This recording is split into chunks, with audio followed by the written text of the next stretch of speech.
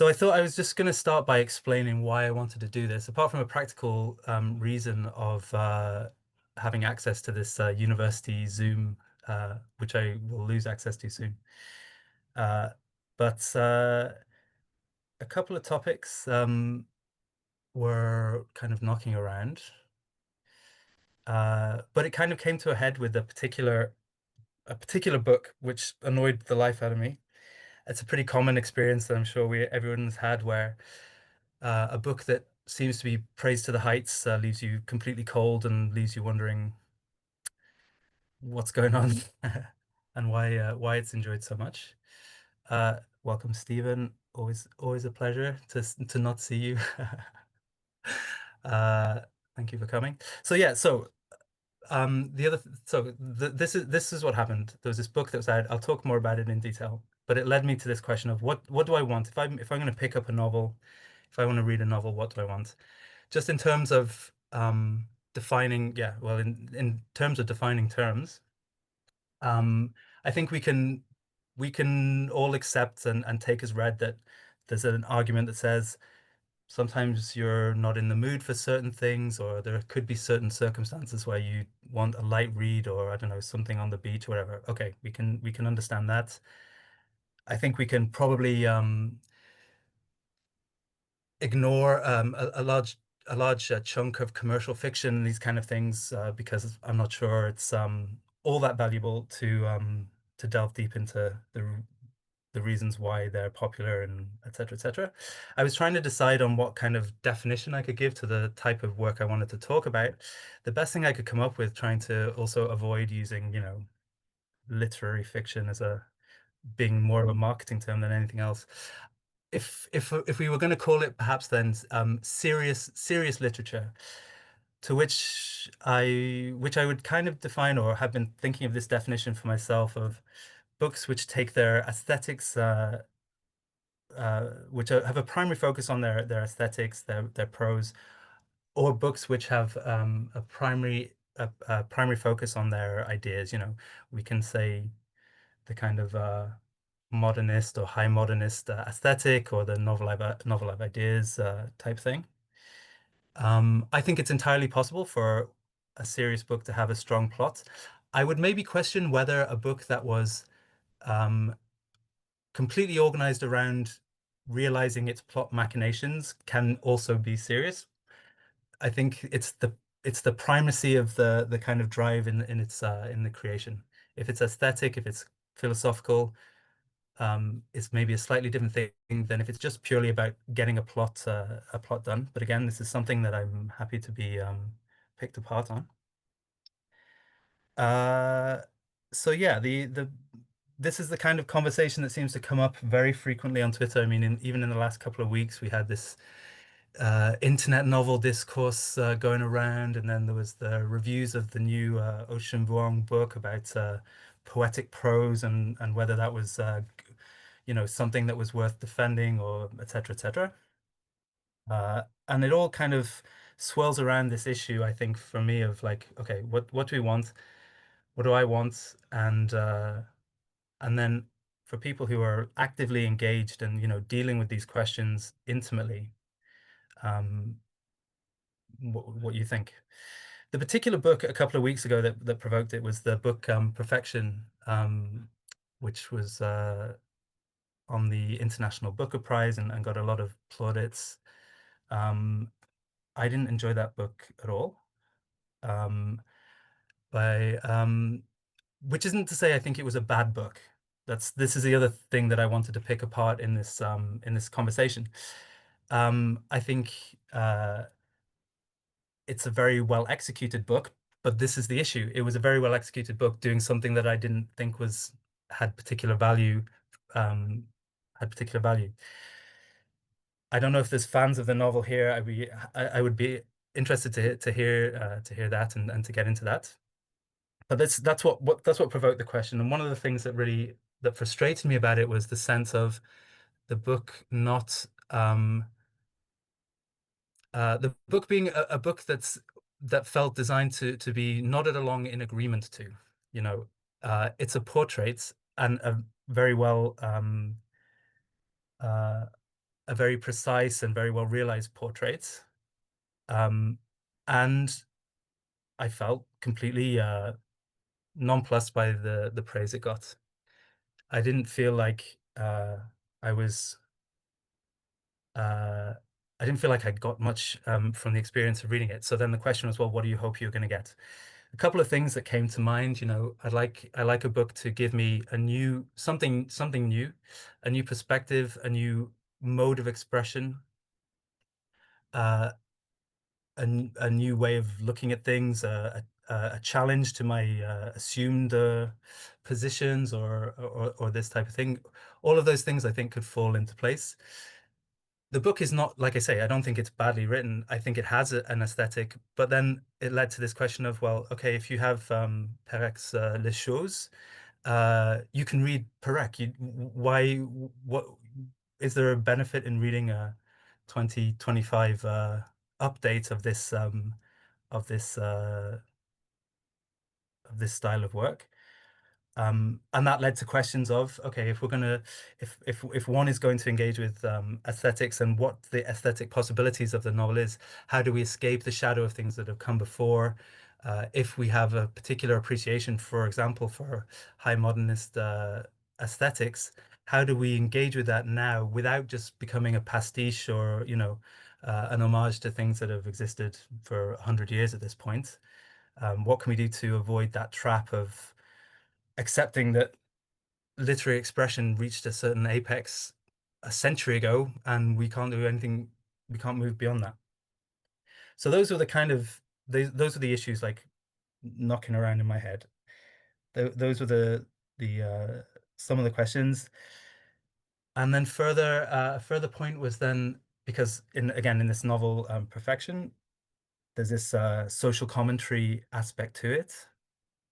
uh, a gentrifying couple in Berlin who, spoiler alert, but end up, you know, getting into, if I remember right, they end up opening like a hotel or something like this, and all their idealism and all their fight the system outsider mentality just gets slowly like drawn away from them uh, until they're property owning, yeah, resort owners or something like this, right?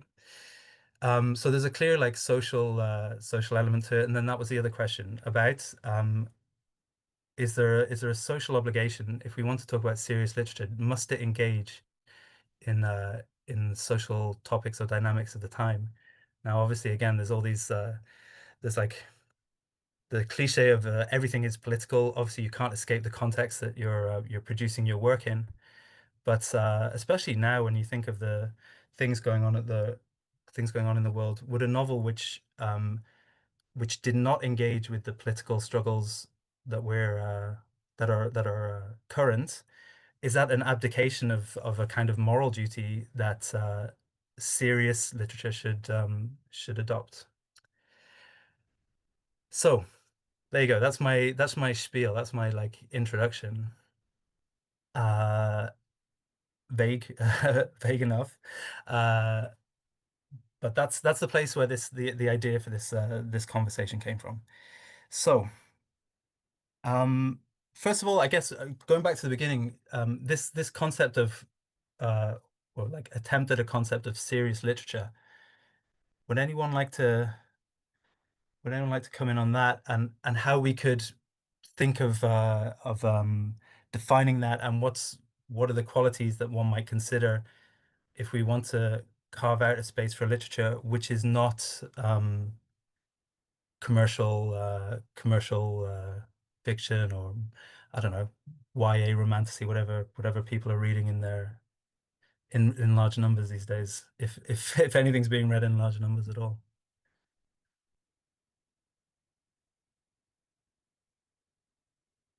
Oh, hey Ben, how's it going? Folks. Ben, you missed the whole intro, unfortunately. I can't Oh, repeat it jeez, that's okay. I'll intuit it from your demeanor. So the first question I hope we can get into is a bit like I was trying to find a way to define the type of books we're talking about because obviously when you ask what do you want from literature, there will be people who say sometimes I want to read on the beach, etc., etc. And trying to come at a kind of definition, or if not like an absolutely exclusive definition, one that at least gives us a frame where we know that we're talking about the same thing, the same type of novel. So there you go. That's my open challenge to you now. Has anyone got any thoughts on that?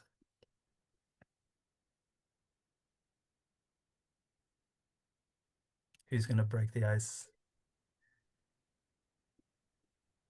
Oh, yeah, Nancy, go for it. Yeah, I got nothing to lose since nobody knows me yet. So first, I'll just agree with you with what you said about wishing for something new, being introduced to whether it's style of writing or a setting that I didn't know before or a community that I didn't know before.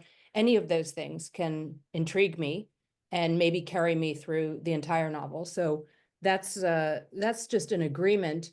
But I think really, and maybe this speaks to what you were saying about COVID and what happened during the pandemic, where meetups started happening online and then they've sort of fallen away. I have a sense that the idea of belonging is getting harder and harder to achieve. And partly that's maybe because I'm sort of a double expat. I'm American and British, but I live in Switzerland. But I'm part of a lot of communities that I'm not really fully in. I mean, even this, I start talking because, as I said, I have nothing to lose. I just found you guys on Blue Sky and thought this could be interesting. So I sign up and maybe you're my people. But I think that if there's any question like of belonging not really being a full-throated situation, then I look for a sense of that in the literature that I'm reading.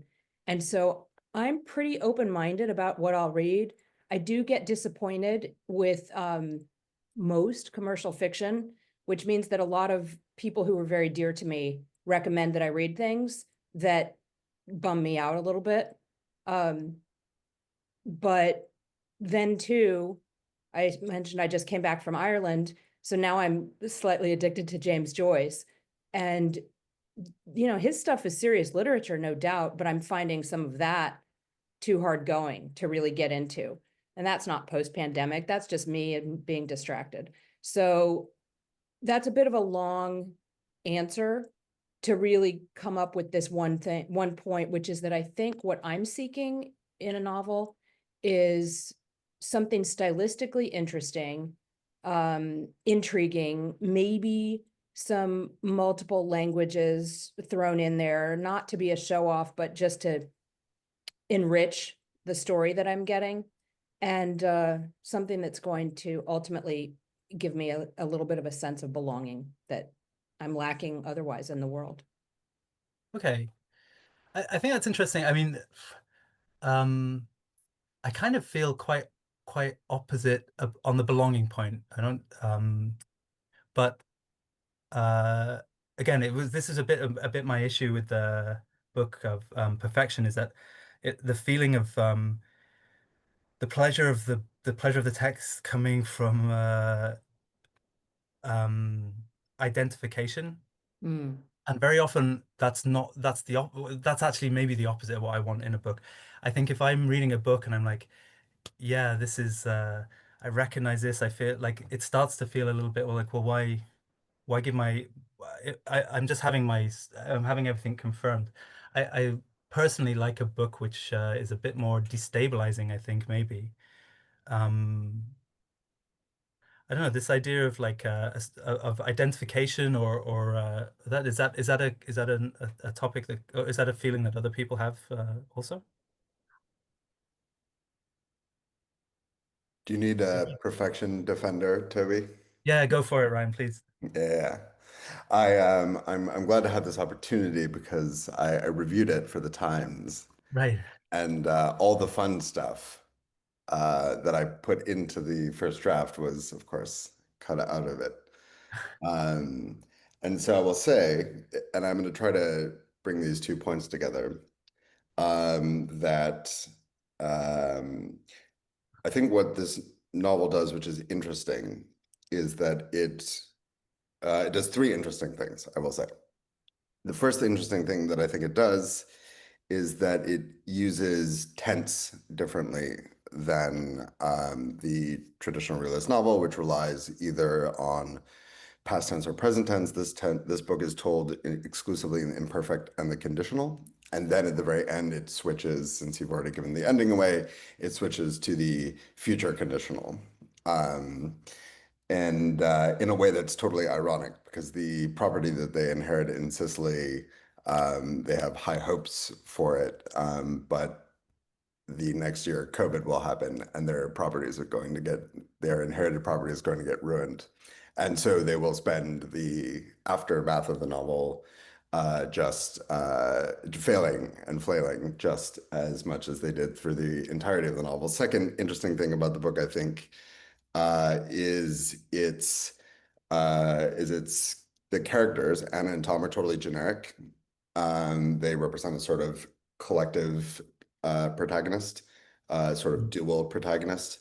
And this breaks down the logic of the sort of singular character of the sort of rounded character of Forresterian fiction. And the third thing I think it was interesting, and I think it's interesting that you talk about identification here. And I think what you mean is something other than what most people mean when they read this, which is that it's a book about Italians in Berlin. And the thing that I was looking for when I was reading this book is that I read a lot of book about Americans and British people in Berlin, which is where I live. And there's a very large genre, a collection of American expats in Berlin. And what I liked about this book is that this was an interesting moment in the satire of digital nomad life in Berlin, told from an intra-European perspective, that it's not routed through the American or British culture industry. And in fact, the moment in the book where things start to go bad is when the Americans and the Brits show up and ruin it for the rest of the Europeans. Now, I think and I'll just say, just as anecdotally, it's been an extremely divisive book here in Berlin. And the thing that most people feel who read it here is they feel attacked by it. And it's a sort of like regarded as a sort of vicious and cynical satire of the well-meaning lives that these sort of bourgeois protagonists lead.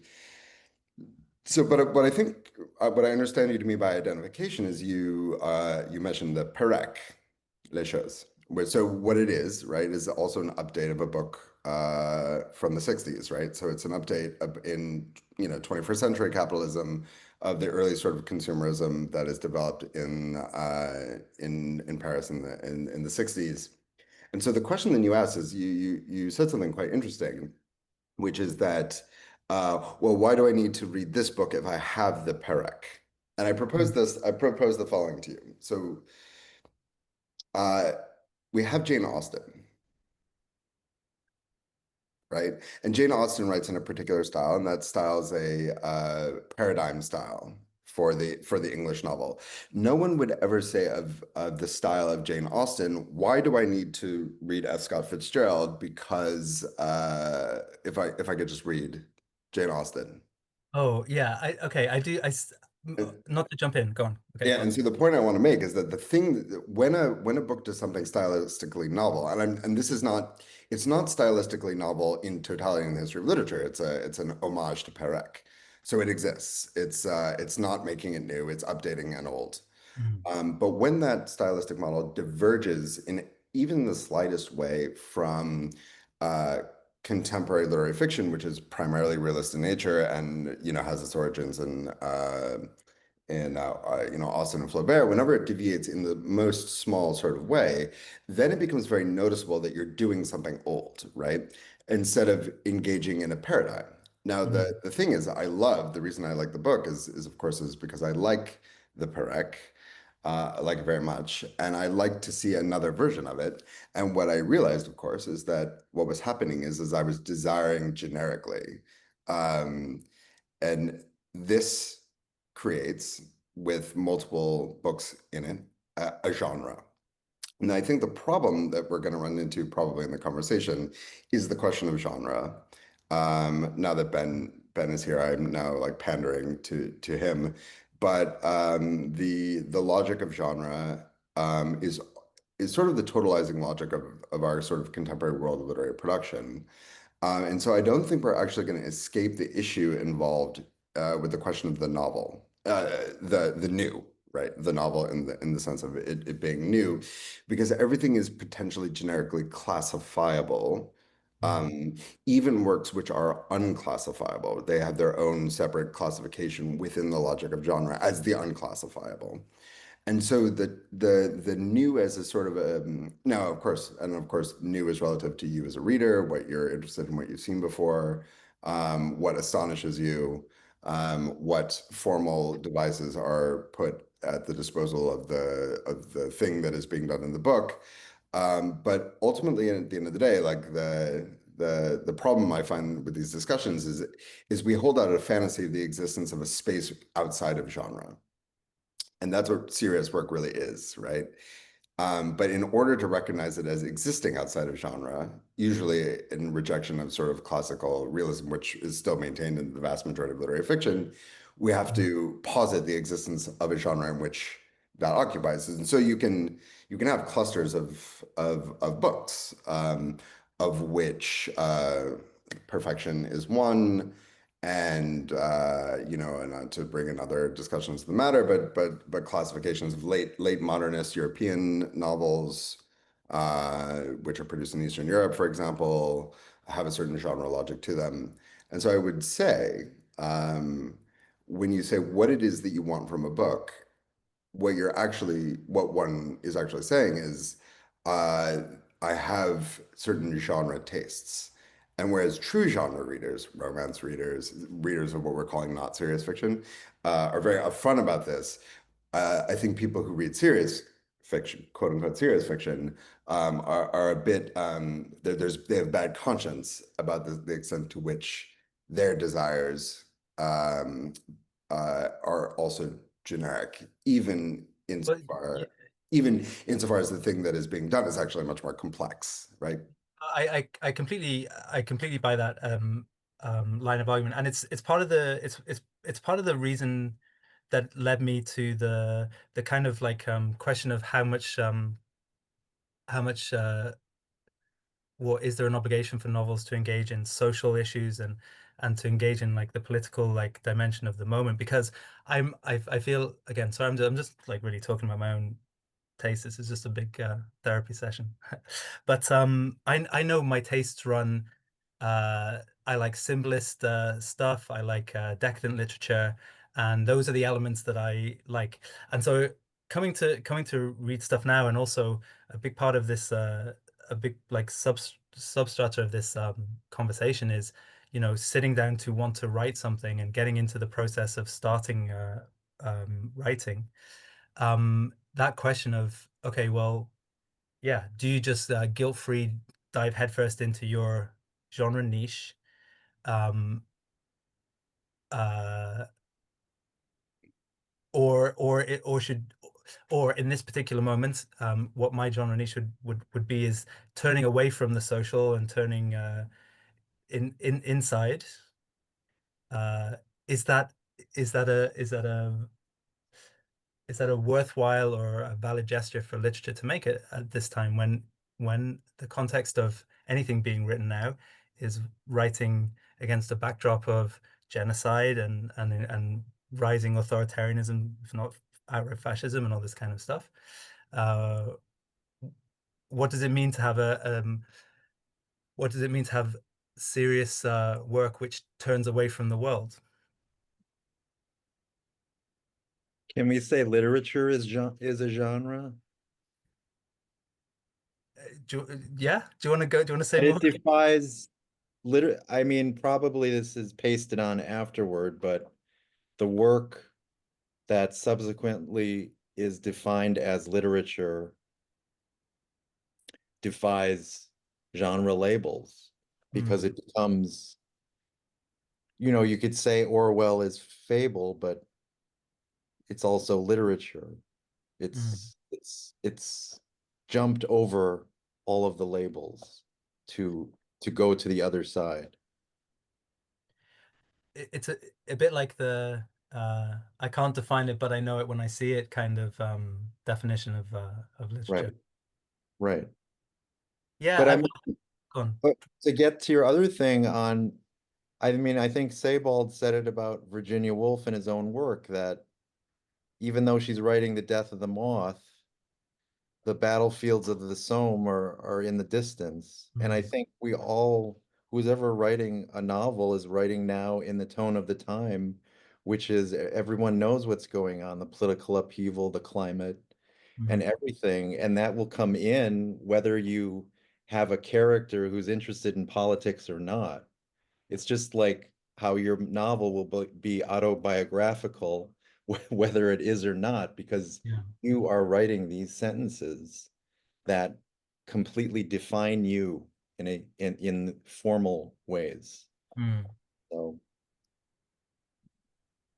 I agree, and I think that, as a poet, and perhaps I'm biased because of this, I prefer the novels that push language and form past what it can bear. So when I think of the novels, and they come in a variety of styles. It could be like a very scholarly narrative like Matthias and Art's Compass or Kairos by Urbanbeck. But and then something that's more fugue-like, like The Waves, or a novel I just read by Hannah Orstavik, with its variety of voices. But there's always this idea for me. I don't think in terms of genre. I think not necessarily post-genre, but a transdisciplinary, right? Thinking of how the novel can rupture form or narrative, right, in a way that muddles boundaries. Um, uh, and so some things that come to mind would be like Virginia Woolf or Mina Loy, or more contemporary like Blackouts by Justin Torres. But there is always this echo of the present. And I think that's has often been in history what has pushed language past the point that it can bear. If that makes any sense. yeah, I'm interested in the idea of beyond what language can bear, because is in terms of writing a novel, of what's outside the language that you get. It's your wouldn't it be the role of the writer to find the language that bears? No, maybe not. Yeah, so this is the thing to go back to something that Ryan mentioned, and then what Greg said about the kind of post hoc genre of literature. This is again another reason I wanted to kind of talk about it, because I was frustrated by the sense of or have been over time frustrated by the idea of, at a certain point you're kind of left at this impasse of saying, well, this is not to my taste, this is to my taste, and let's call it quits at that. Um, and again, that was part of the desire for this was, yeah, is there a way to get at something more that holds up better under scrutiny than that kind of taste argument, which at its worst, like most basic level, can become a let people enjoy things kind of thing, which is again feels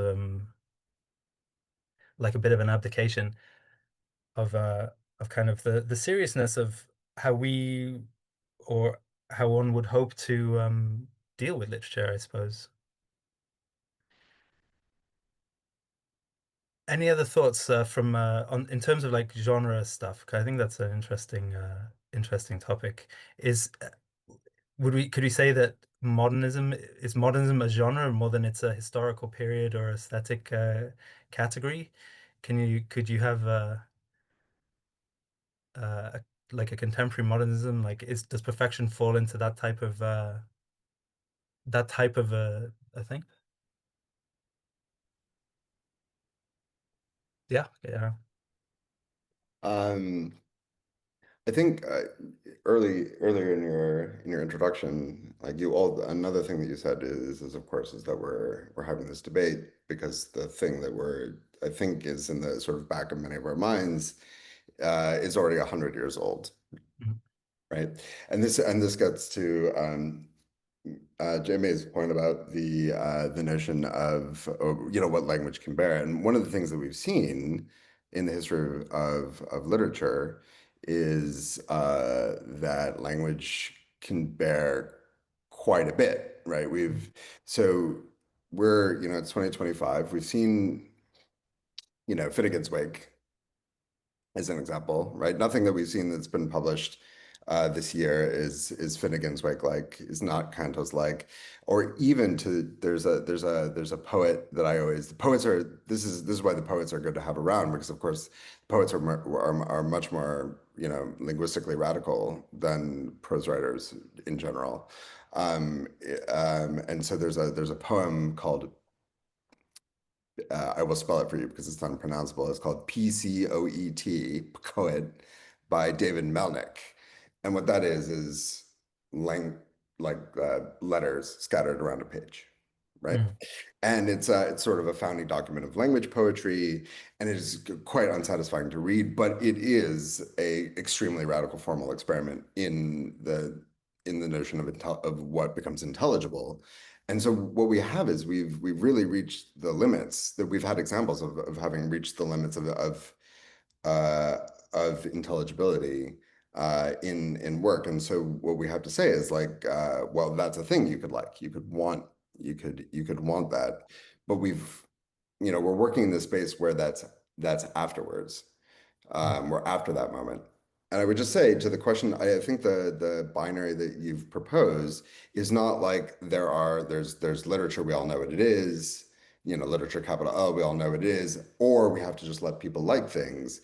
That's actually not what happens when we, to Nancy's point, when we like meet up together in a group to talk about writing, right? Mm. What happens when we meet up together in a group to talk about writing is that we presume that the opinions we have are meaningful, and we engage in the process of persuasion, right? Saying, here, I have an enthusiasm. I would like you to share my enthusiasm because I think you will share this enthusiasm. And so it's not that I'm letting you enjoy it. It's I would like to persuade you to enjoy it, or contrariwise, like, oh, I have an extreme antipathy to something, and I would like to share to you my antipathy for it, so perhaps that you might agree with me that this antipathy could also become yours. And that's the job of the second order discussion of literature, right? It's not that you're just allowed to enjoy something, because then the conversation ends. The job is to maintain a conversation in which the criteria involved, seriousness, complexity, pushing language in new directions, and so on, becomes the values that are shared, the shared values of evaluation that are shared, and not simply a question of taste or pleasure, right? Because the goal is that when you're engaged in a collective process of molding taste, and it's not a one-to-one direction, it's like collective, everyone is molding their taste together. And I think that would produce a sort of less anxious outcome than the ones that we're typically given between the sort of insistence on literature or the just letting people enjoy things. Mm. Yeah, I think that's true, but that's increasingly difficult to find. I don't know, maybe people have a different experience, but in my experience, that's increasingly difficult to find those spaces for those second order conversations. Um, I feel like there are fewer and fewer venues to do it. I have the privilege of living in a place where I can meet up with people in real life and talk about these things, but it's yeah, uh, that doesn't seem to be I don't know. As a critic, you have maybe a better insight into this, but like that doesn't seem to be a widespread conversation. That seems like an intimate thing that happens between you and one's circle, rather than a conversation that anyone can join, or I don't know. Maybe I'm too nostalgic for COVID period Twitter or something like this, but yeah, I think that's a question, and then it becomes a question of, well, the venues you can do it, social media's changes, or a venue like Minor Lit's. But even trying to build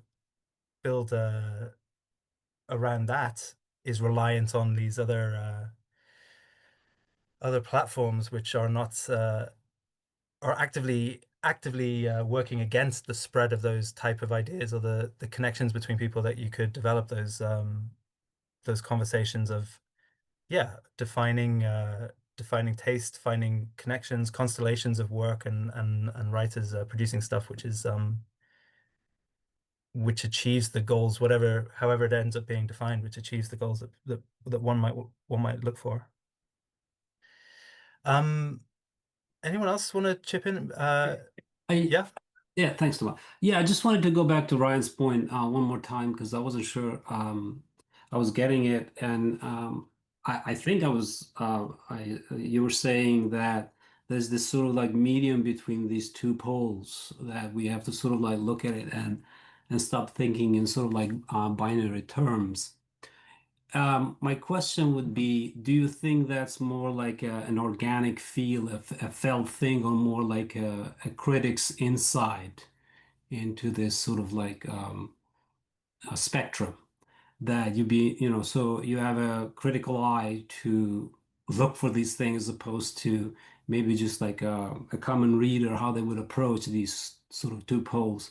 Because it seems to me that sometimes it's pretty hard to disentangle your own taste from um, from answering a question like, what do you expect in a story or in a book, right? So you're expecting to say almost the kinds of things you like or I like, as opposed to, so there's a sort of like an inherent bias in how you answer that question, I guess, what I'm trying to say.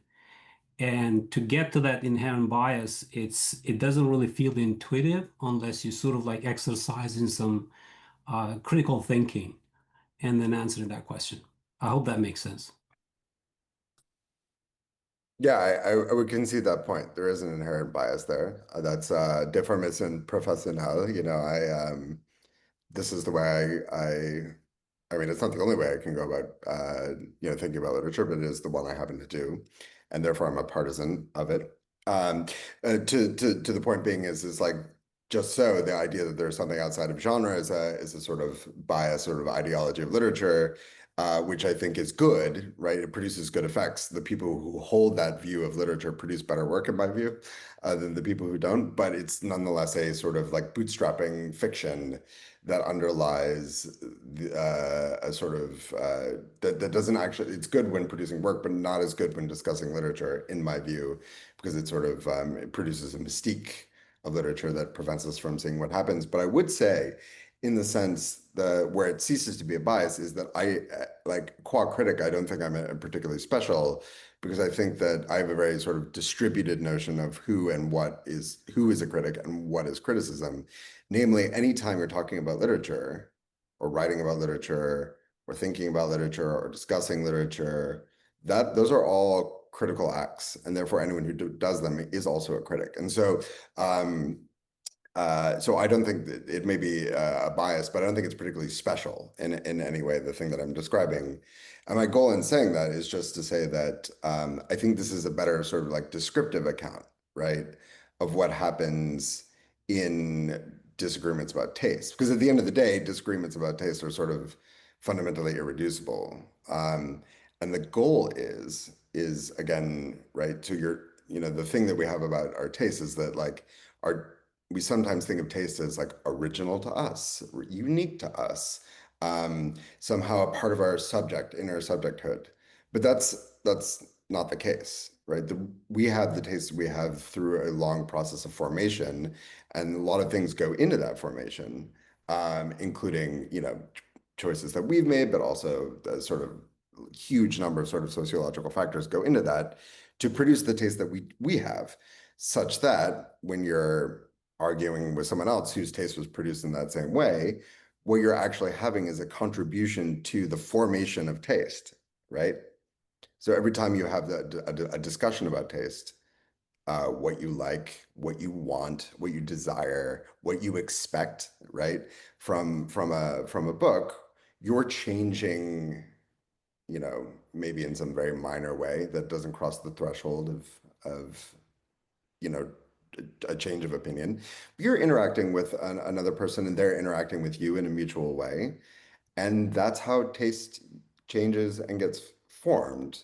Um, and so the notion that you could let someone, you know, just like something is a sort of, for me, it's like an abdication of responsibility. If you genuinely feel that they would like something else, then it is your job to put together the institutions or make the conversation happen or write the piece or even write the book, right? It's not even just, I said it was a second order thing, but like one very persuasive thing about literature is a really good piece of literature, right? That can change your taste or your way of being or way of thinking about the other things that you read. So that's what I would say about to this question of bias. Both true, but also somewhat universal and nonetheless changing and available to anybody.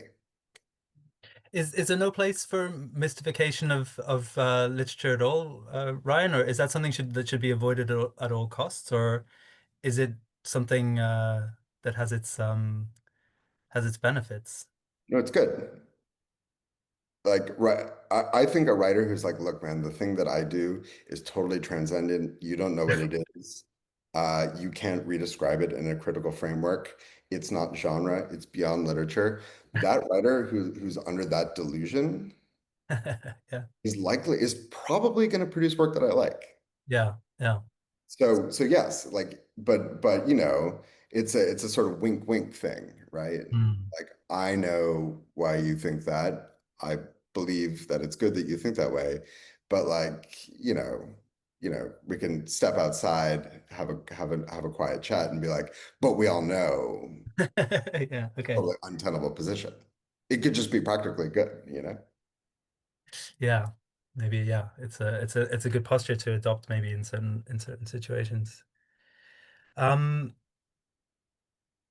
for I mean maybe we can, seeing as we have a translator here in Daniel. I don't know, Daniel, do you want to say anything about translated translating the novels, what you look for in them in particular? Because again, this is a topic which is argued about a lot, that perhaps literature in translation has a kind of leeway to do things that Anglophone literature maybe doesn't, or certainly in big five big publishing concerns, and that for British and American or Anglophone readers finding more experimentation, more challenge, more complexity in works in translation.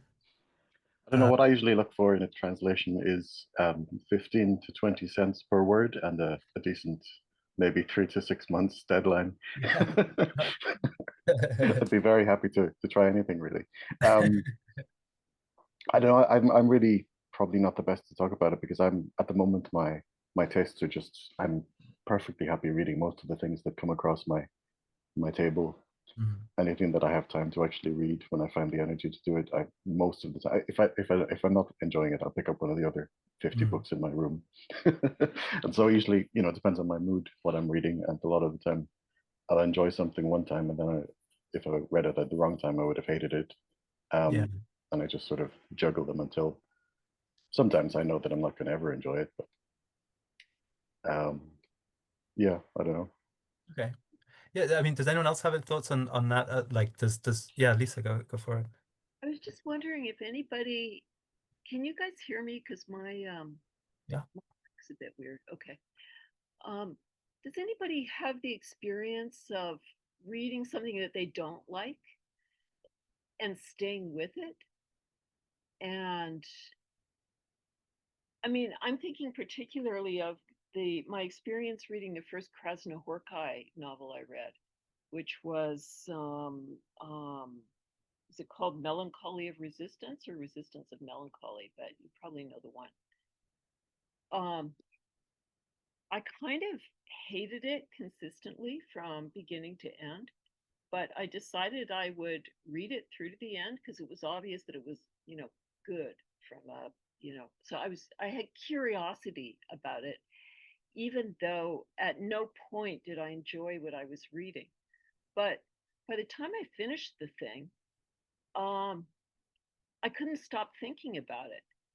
So I reached the conclusion that it was an amazing book, and yet at no point did I enjoy reading it. And that's kind of an excessive example, but I mean, I can think of many instances in which I begin reading a book and I just freaking hate it for a whole bunch of reasons. I mean, it's speaking of resistance. I'm resisting it, or it's resisting me. And I'm kind of thinking of May's notion of beyond what language can bear, but sometimes for me it's like beyond what I can bear as a reader can be kind of an amazing thing. Like I feel like reading stuff I don't like, either I don't like it at the beginning, or it takes me, half the book to come to like it, or I never like it, but I read it anyways. It's actually what is really most stimulating in a way. I mean, I had this experience when I was super young reading Proust, and I was totally naive, and nothing had prepared me to read this. And I simply was reading it because an older poet I idolized had written an essay about it, and I thought I should read whatever she read. That was my way of educating myself. Well, I had, none of the stylistic or social, or I had no education. But I read it, and so an experience like this of sticking with sticking with a text that's resisting you for any number of reasons, to me has been kind of the most surprisingly wild experience I've had as a reader. It's, I have that Curious. experience quite commonly, really like Lisa. not believing in whatever you think your taste is, and reading against your taste or something like that. I'm curious to know, Lisa, how would you categorize that aesthetic experience? I mean, presumably you didn't finish it and say that was beautiful. But what was it? Was it interesting? Was it Well, offensive? I mean, sometimes you do finish it and say it's beautiful. Sometimes you just it remains like thinking of the Krasnohorkai. I kind of like hate that black nihilistic kind of self-consciously. I don't know. I mean, there's something about it that really just kind of gets my goat. But it's undoubtedly excellent. And by the time I got to the end of that book, and I have read, I think, two others of his since then because of this curious feeling I had. I mean, I didn't like it at any point, but that didn't stop me from being interested in it. And I don't know what to call that, but that was the most acute sensation I've had of this experience, where I mean, it's me as a reader who's being ruptured. Really, not so much the language. The language, language will do whatever it's going to do, but we're the living subjects bringing our weird apparatus to the book. So what about not liking as a kind of form of reading or experience? Yeah, I do find that to be the most interesting of experiences of the kind of writing that we're talking about. Like, I think this discussion and the way Toby framed it it's really about expectation, right? What are your expectations coming into reading a novel?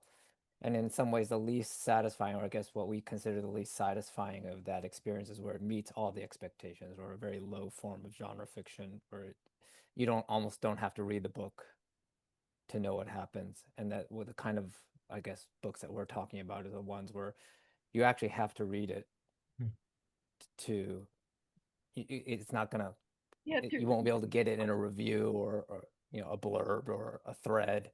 you actually have to read it to experience it. I think that's what we're trying to talk about. But I think what you're describing, Lisa, is sort of the extreme version of that experience, where it's really, it's the experience of it is against your expectation and your taste and, you know, everything that you like. And yet there's still something there, and that's compelling you to continue. And I've been having this experience more and more. I don't know, it's just because my tastes are getting more esoteric, so I'm seeking out that kind of thing. But there's these books that I don't like, but then I do finish them. And yeah, the experience varies, but sometimes it takes a long time, maybe years, and I come back and say, you know, I think that book was actually pretty good. Or maybe it, and more starting to think that maybe it's a sign that it's really good. And well, I don't know. That's a kind of a limit of what we're talking about here. It's a really interesting reading experience. So it sounds to me like it's hate reading. Can we call it that? I've done hate reading, and I do hate reading, I guess, on almost daily basis when I open New York Times or some other, I don't know, paper, I guess. And I know why I'm doing it, but I have to get to the end of it. If it's not to inform myself, just to be more outraged or to hate it even more, whatever I'm reading. But I think, Lisa, just to go back to one of your points about nihilism, I think you mentioned the sort of like Krasnokai's work. And it's interesting, I grew up in the region, and I tend to think that sort of like Anglo-Saxon fiction, it's mostly nihilistic commercial fiction, because I understand nihilism, probably not the sort of like, more like in a Nietzschean way, kind of like life denying quality. And most sort of like, at least where I grew up, is we would look at sort of like read a novel with a traditional arc, and sort of like, you know, there is a situation arises, the, you know, sort of like the apex, and then it's all expected. You know what to expect more or less. Someone mentioned like Alvin, I think, uh, as opposed to works that sort of like what you're calling it, sort of like nihilistic approach, deal with life directly.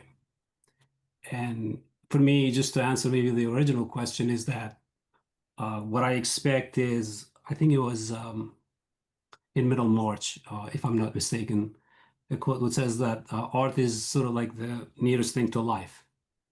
And so for me, that kind of literature, sort of like that deal with that what we refer here as raw nihilism, or sort of like, it's exactly the opposite of what people mean by nihilism. Nihilism is denying life. Nihilism is denying struggle, tragedy, sort of like all those things. So you can't gloss over that. That's life.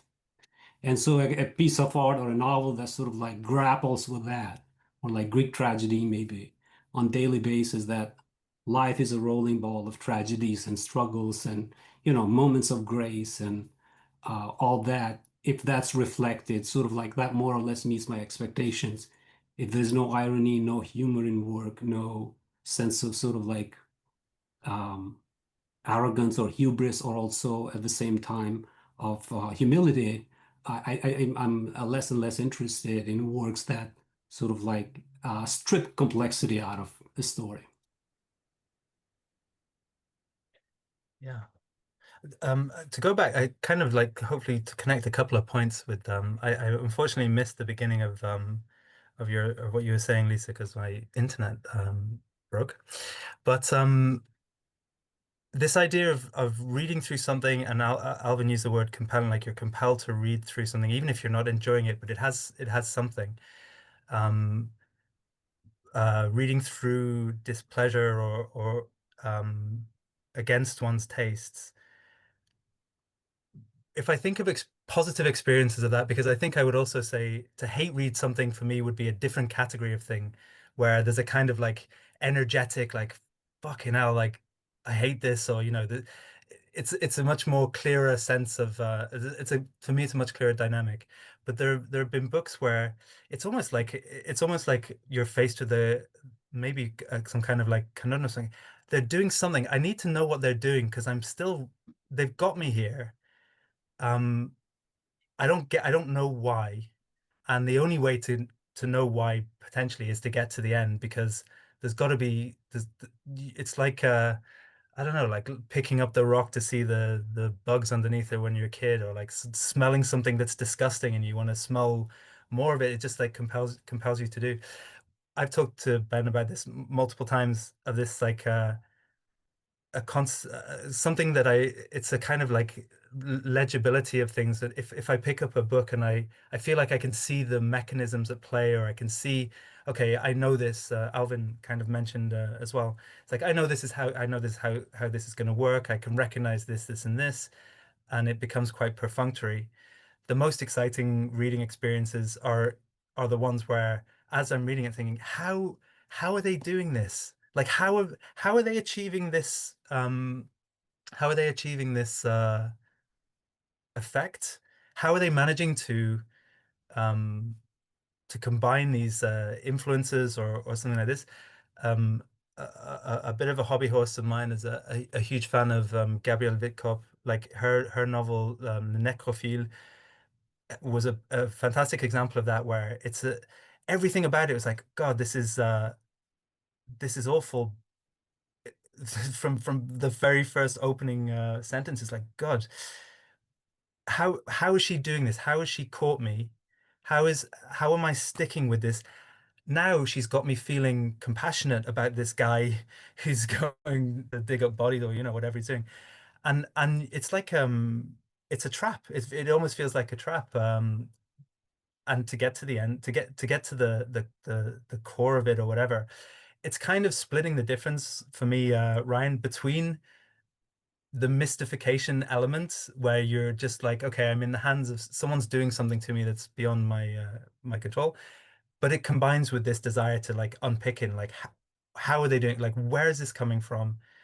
Um, what can I don't know. How can I like get into this in a way that can elucidate something in it? I often reach a point where I don't want it to become too clear also, because I enjoy the mystic posture. But I think that's the compulsion there. It's like, how are they pulling this off?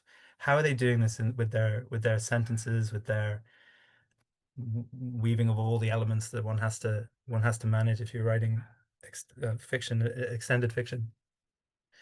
If I could jump in on that, because I find that so relatable, as they say, and I think uh, that, like, I did in grad school, I did all my research on the Nouveau Roman, and as one of my advisors put it to me, she said, it's the movement that some people talk about and nobody likes, and it's there's something true about that. The novels, a lot of the novels that were produced out of that movement, if you can indeed call it that, are um, difficult to find stunning or really beautiful, or difficult. It's difficult to feel that you're struck down to the floor by them when you're reading them, but they do compel you, not just at the level of interest, which actually I want to get back to, but they compel you, I guess, in part for the reasons you're talking about, Toby, which I might frame as like maybe two sides of the same coin of concern. One being, what kind of writer would I have to be in order to uh, create a structure like this, or understand what goes into this sort of structure? But the flip side being, what kind of reader would I have to be in order to um, be hit by the full force of what's on offer here? And I think this is a kind of readerly, it's like a readerly estrangement. It's like a projection of yourself that you offer as a hypothesis as you read through these things. Maybe it's the Krasnohorkai that you just can't get into, but you still sort of feel in a fascinated way this desire to finish. Or maybe it's a Witkop novel or one of these nouveau romans. But this sense that there's a version of oneself as the reader for whom this is exactly the right book and is exactly the kind of most profound aesthetic experience, that is really appealing to me and can itself drive me through something. And as you say, in a way quite different to, um, hate reading, as you mentioned, Mikra. Then the last thing I want to say just on this notion of interest or something being interesting, which has come up a few times. You know, I was in grad school at the time when like everybody, or very recently when everybody was obsessed with CNI, and in particular her book Our Aesthetic Categories, in which the interesting features as one of the three, I would say probably the main one of the three kind of dominant aesthetic categories or modes that seems to um, uh, really dictate how we approach works of art, but also restrict the kinds of discourse we tend to have about works of art. And I feel like, at least in the time I'm living, or maybe the works that I've seen or read, I've become so used to interesting being the dominant aesthetic descriptor that I want to reach for when reading something, that I'm very, very sick of it. Because it seems to me precisely to preclude the exact kind of aesthetic experience that, say, I used to have as a kid when I would, I don't know, read some stupid vampire novel or watch some Disney movie or something, which is just this sense of being completely floored by what I was experiencing. And yeah, maybe I would love if anyone had any thoughts further to this, but it seems to me that there's a kind of disenchantment that comes with the interesting. That's not the sort of disenchantment that Ryan's talking about with this sort of sociological realist understanding of the way we kind of what we say is at stake when we produce and consume and discuss art. But this different form of disenchantment, which seems to almost be a way of dampening our aesthetic experience. But for what? I mean, that's really my open question, is like, what is it that this coin we're spending is supposedly giving us critically by us using it, right? By calling something interesting rather than trying to see in it something beautiful, or on the flip side, approaching things specifically because they aren't interesting, but because they may be something else, like grotesque, for example, like something more powerful or potent. Yeah, I really relate to what you said there, Ben, and as well, Lisa, this idea of readerly hate. And, I think of the book Perfection, which whenever somebody asks me about it, I say, oh, I hate that book, but it's really not true because I read it happily, right? And I derived great pleasure from reading this. But there seems to be something that is tied up for me in books that I maybe guiltily enjoy. And I think it's the idea of shame. I feel shame to feel pleasure at enjoying this book and enjoying these people's leisure and their blindness to the world around them.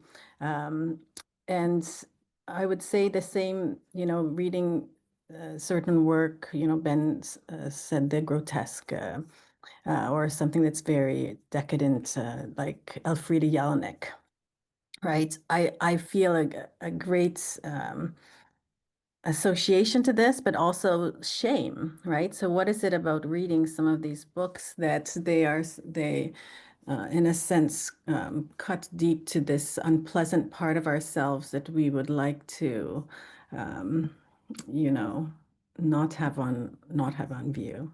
I think, of course, that's different from the idea of something that's difficult to read and you just hate to read. I would say, I read the book on the calculation of volume, which drove me crazy.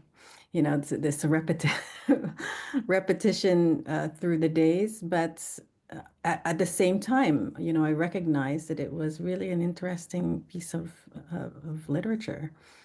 So I think there's a lot of these conflicted, layered emotions around that idea of readerly hate. I'm glad you introduced, Jamie, I'm glad you introduced the idea of the guilty pleasure, right? Because that's a very familiar category that we have. And I think that it speaks very well to the experience that Lisa is talking about, which I'm gonna like provisionally call the guilty displeasure. Although I don't know if it's like, yeah, Lisa means it in precisely that way. But in both cases, there's a sort of disjunction between the experience that we have and a sort of external judgment on that experience, right? wherein you say, okay, like here's the thing, I'm not deriving aesthetic pleasure from this. And yet I see that but I can make a judgment about its aesthetic value. And I think and Nouveau Roman is an excellent example of this, Ben, is like you're reading Robert and you're not exactly having the best of time, but you actually see that what's being done here is something very new in the form of the novel. You may be ideologically interested in the voiding of the notion of character. Or so that's one possible experience. The book for me, like that, is like Making of Americans, which I compulsively finished, which is I did not enjoy that book, but I was like, this is a masterpiece. Like it felt like a tank rolling over my brain, but I was like, this is a masterpiece. It's good, right? And so what I think, in conversations like this often gets like lost. I got into an argument back when I was on Twitter about this, and people simply could not believe that these two things did not always go together, right? This notion of our taste and our pleasure and our judgment about that taste and pleasure, because there are many things happening when we're reading a book that goes beyond involvement or enjoyment. And so I think that's a really important thing to say, because then you become a different person, and the thing that previously you found unpleasurable, you can find pleasurable later, or vice versa. But the category of the interesting, Ben, I'm really glad you brought that up, because I agree. It's the sort of master category. I find myself saying it all the time in a review when I'm being like lazy, because that's really what it feels like. I would like to add on to this a different question, which is related to your idea of the projected reader, right? Because there are also books in which you're like, okay, I recognize this is good. I don't like it. Is that because it's not for me? I'm not the audience for that book. And we often assume that all certain books, especially books of high literature, have everyone as their audience. And I'm not 100% sure that that's necessarily or ought to be the case. So that such that there's like reasonable disagreement about it. But my question, I guess, to you is the question of the interesting, this idea of the projected readerly experience. It's the kind of experience that you have at a certain point of your life with a certain formation, a certain kind of training in talking about literature that you didn't have when you were young and you were disgusted by something, right? Or you were you found it sublime, you were floored by it, right? The sort of more demotic, categories. Because I think that we've run into a problem with contemporary fiction, especially contemporary more normatively mainstream literary fiction, which is that our reading capacities, right, have actually become much more sophisticated, right? And I say this, right, the idea that you look and want to say was like, oh, how did, like Toby was saying, like, how did this author produce this effect, is the kind of thought you're likely to have if you yourself would like to produce that effect. So you're a specific kind of reader, namely a reader who's interested in producing books, right, yourself, right? That's one thing, you're learning a technique. But it seems to me that what we have here with this question, the interesting, we look for that because that's the thing that is our sort of small circle of the reading world. That is the kind of thing that we want from a book, because we have very sophisticated modes of reading, right? And our sophisticated modes of reading, the vast majority of the books that we encounter don't strip, like Alvin was saying, right? We can see all the moves coming, right? Our expectations are set. It doesn't violate our expectations. Well, that becomes more and more difficult to do when you are dealing with a reader who has a more and more sophisticated mode of reading, such that have we reached, and this is sort of a riff on the notion of the interesting, does the interesting as a sort of sort of aesthetic judgment indicate that what our problem is that it is rarer and rarer to find books that exceed this particular category, of the interesting that are more sophisticated in the reading methods that we can bring to bear on them. Well, it's almost like the interesting is like the like asymptote or something that you know, I don't know what how you can kind of turn that uh screw again. It feels like a dead end, but also like infinitely generative. Like you can keep this is like as you say, like at this level of high sophistication or something. This is kind of where um, you can only really notice things that are interesting or clever or something like that, because in order to I suspect that in order to have such a fine attention to detail to all of the conventions that are being both followed and flouted, and all of the new things that are being done, you you do have to evacuate, like in the same way you have to evacuate like naivete about expectations of genre, you have to evacuate naivete around things like emotion or like big aesthetic emotions. And I think this is why like dialectically you find like okay it you know, in all these films about not that there's so many of them, but films about you know fine dining chefs or something, they're always making these super elaborate ornate foams and things like that. Then there's always the scene at the end where someone requests that they make you know a good old fashioned like steak or a hamburger, or the you know the simple thing that you had when you were an 8-year old, and it was the only thing that you know that mattered because it was just pure goodness. And I think this is the um, you get this kind of backlash within yourself if you're so inundated with um, the interesting and the modes of thought required to appreciate all of its various ornaments and turns, that pushes you back toward the simple. But then interestingly, in that movement, what gets left out is like the massive middle of everything else on the way from one to the other. I don't know what to do about that. It just seems to be routinely not the domain of people or critics who consider themselves, you know, literary or sophisticated or whatever it is. It's always been that, I mean, or you can think of the, you know, you can think of Wordsworth, right? It's like the height of poetry is also where one finds the peasant singing the country lay and stuff. Um, the high and the low are okay, but everything in this broad middle are sort of not untouchable.